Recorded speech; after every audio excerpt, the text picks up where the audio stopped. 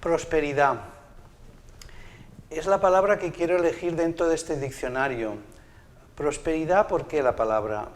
Prosperidad porque es diferente de la idea del crecimiento o diferente del concepto de desarrollo. La palabra prosperidad creo que resume muy bien la idea de cómo es necesario basar una mejora de nuestra salud personal, planetaria, etcétera, sin hacer emisiones por encima de lo que el planeta es capaz de asumir.